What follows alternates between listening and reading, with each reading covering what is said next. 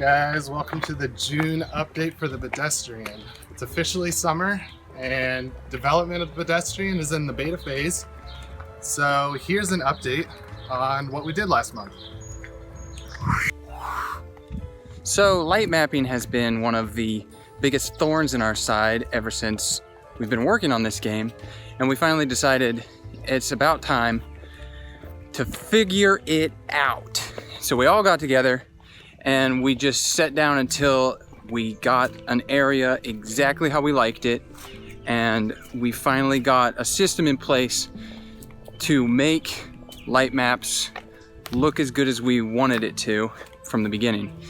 It's a piece of cake now. It's great. We're all really happy with the lighting. So yeah. Yeah, so this past month we've also started working on audio a little more. Our sound designer Logan, he's been putting all the audio together, splitting it up into like individual tracks, and then piecing it all together in Fmod, which is our studio. It's like our audio editor.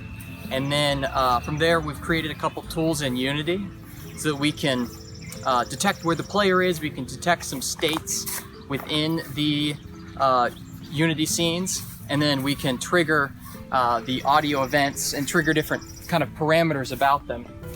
So yeah, that's been going really well. Another thing we got turned back on is our specularity and our baked light maps.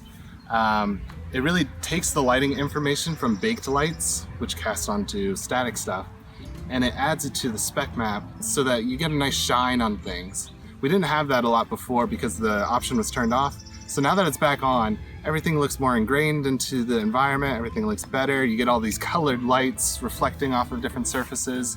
So that's something that we got back on this month. So we've made a lot of progress this month, especially with feedback from playtesters.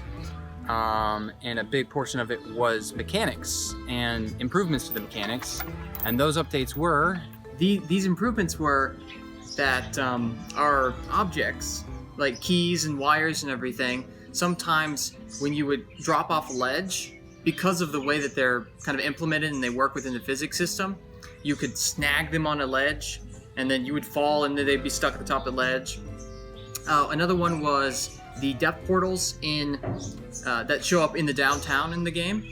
They're a little bit tricky to kind of transfer and everything, so we've updated that so it's kind of a more automatic thing. You don't have to press a key to do it.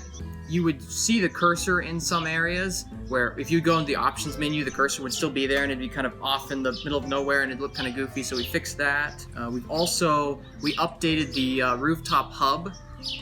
There was a particular thing about the rooftop hub that we decided just to change, and I think this change made it a lot easier to understand and use. Some of the other things that we worked on in preparation for the beta testing wave, this most recent one, was we had to move our save file, because the save file was in the build, and then whenever you would re-download the game, it would clear the save, so we fixed that.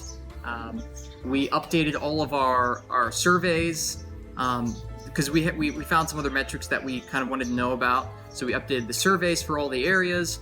We have a bug reporting feature within the game for beta testing, and that needed a few updates. We also went through the entire game and rebaked all the occlusion calling for it. So because we are constantly changing the scenes and updating them, there are certain objects that aren't included in the occlusion calling system, so you'll either like clip them or they will pop out when they're not supposed to, things like that. So we rebaked all of those, and that's about it.